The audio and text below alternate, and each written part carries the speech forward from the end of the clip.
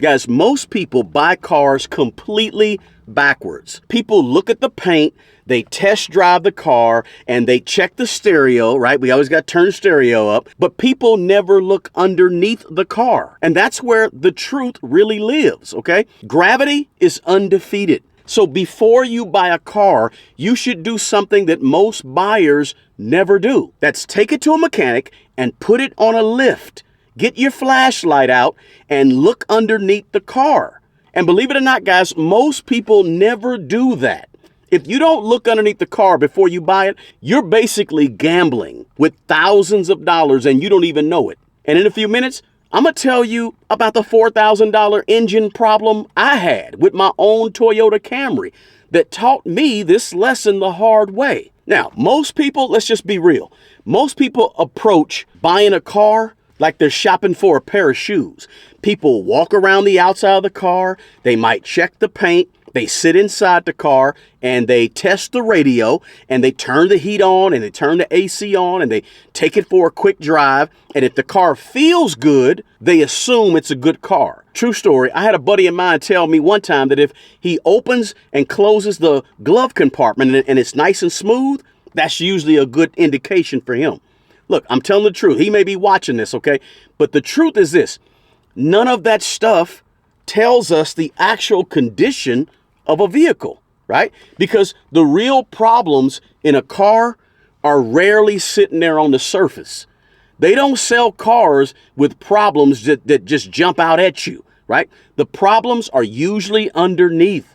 They're inside the engine.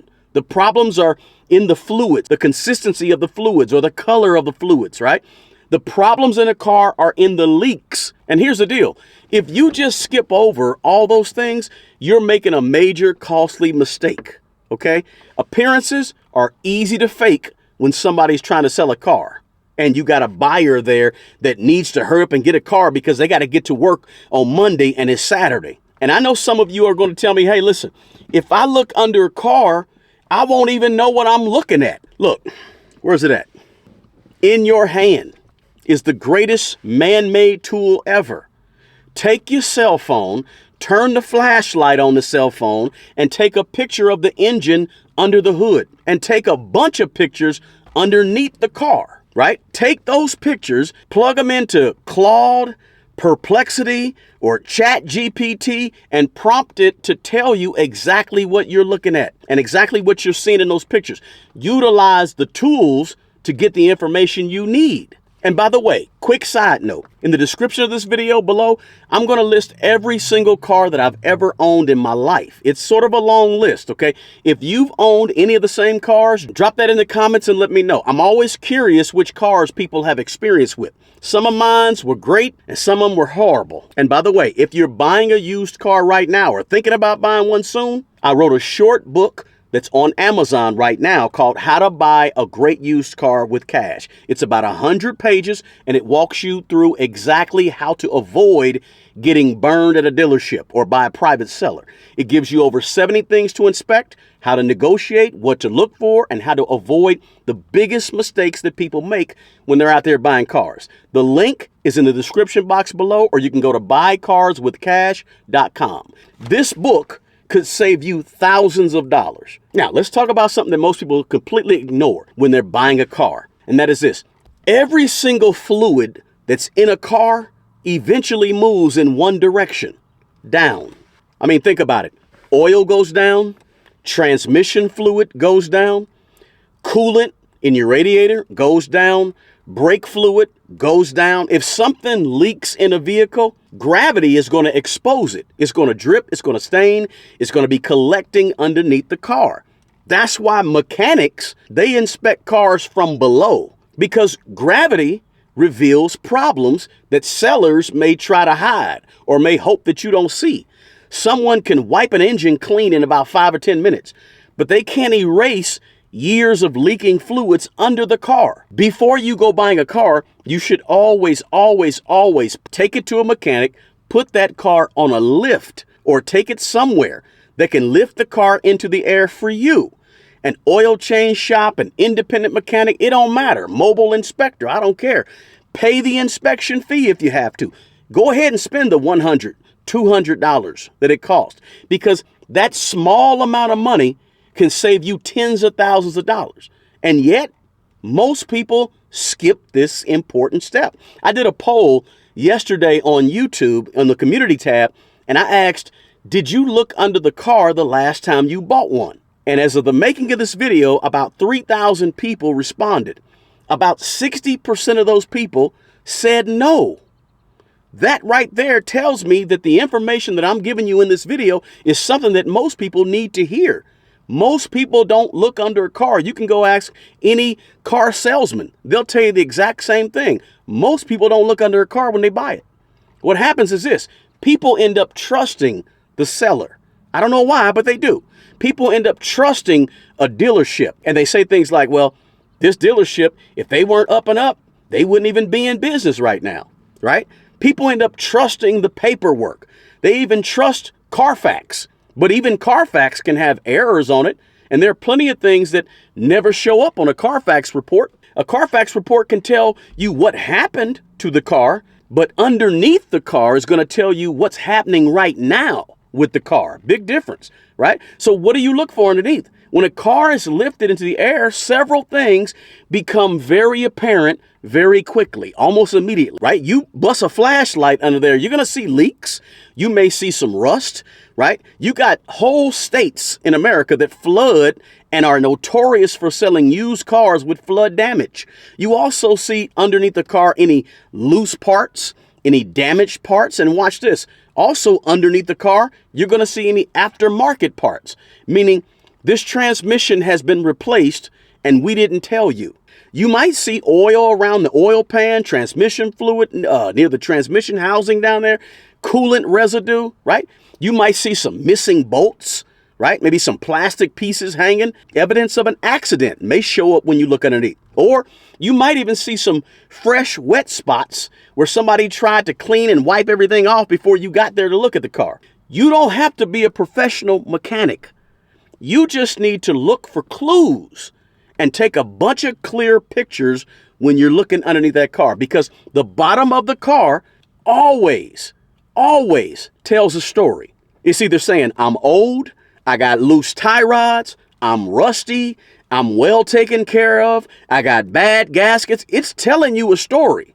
You just got to go look at the story. See, every car has a story, and 9 times out of 10, you got to go underneath the car to get the most accurate version of that story. Look, it's no guarantees, right?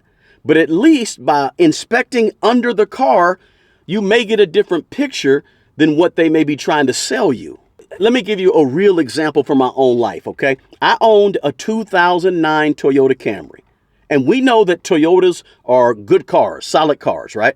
But Toyota had an issue with some of those engines burning oil and leaking a little oil. So I noticed that driving was burning oil in the car. I didn't do my due diligence, and I didn't realize that there were callbacks on this particular engine. And I didn't even do a thorough look under the car before I bought it. So I ended up having to come out of my pocket, costed me $4,000 just to get this thing fixed. Now, I've owned a lot of cars over the years, so I understand that mechanical things do go wrong, right? But experiences like that, like I had with my '09 Camry, remind me every day of how very quickly expensive car problems can become, okay? And I'm a Toyota guy. I'm sitting in the 2007 Toyota right now. But we got to remember, even Toyotas can have their problems and have their issues. One hidden issue, one leak, one engine problem, and suddenly you're writing a check for thousands of dollars when you skip these steps that I'm telling you about. That's why inspections and doing Google searches to find out about callbacks and mechanical problems, they matter a lot. You got to do your research. While part of your research is actually doing the lookups and the Googling and all that good stuff, another part is actually physically looking at the bottom of the car, because the goal is always to catch problems before they become your problem. Right? Now, there's another thing I want you to keep in mind with this whole step of looking under the car. Very important. Let me share this with you. If you buy a car from a dealership, do not let their mechanic inspect the car for you. That's a conflict of interest. Take the car to an independent mechanic that you choose. See, you don't want their mechanic telling you about their car. because the dude selling the car in the front of the store may be best friends with the dude that works out back in the mechanic shop, right? And here's the deal. If they refuse, that tells you something about that seller. If a seller refuses to let you take a car to an independent mechanic, you need to walk away. No, you need to run away immediately, right? Because a responsible seller understands that buying a vehicle is a major financial decision. And so serious buyers, they inspect the vehicle real thoroughly. Dealerships know this, right? Private sellers, they know this too. If someone says, no, you can't take the car to a mechanic, or, I'm not comfortable with that, that tells you everything you need to know. You need to move on. There are a million cars out here for sale. Never let being in a hurry or urgency pressure you into skipping an inspection underneath the car. And here's another idea. Let me give you this one. If you're buying a car from a private seller, you can simply meet that private seller at a repair shop, a local repair shop that you choose. That way it's public, it's safe, and you get an impartial opinion, or maybe you just get an oil change at that shop that you meet them at and have them lift the car so you can look underneath it with a mechanic, right? Maybe it's a mechanic you don't know, but they don't know him either. So it's impartial. Just something to think about, right? People will spend $15,000, $20,000, $30,000 on a car, a vehicle, but they won't spend $150, $200 to have it inspected thoroughly. That makes absolutely no sense to me, because that inspection could reveal everything you need to know to help you make a good informed decision or not. Look, guys, don't forget to check the description box below for the book, How to Buy a Great Used Car with Cash, and take a look at my list of cars that I've owned and let me know what you think. If you remember nothing else from this quick video, remember this: always inspect underneath a car. Never buy a car without doing this first.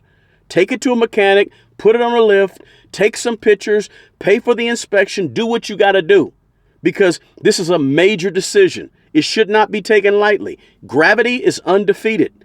If you got value from this video, do me a favor and share it with somebody who you know needs to hear this information, and drop me a comment below. And if you want 29 more car buying tips that can save you thousands of dollars, be sure to watch this video right here next.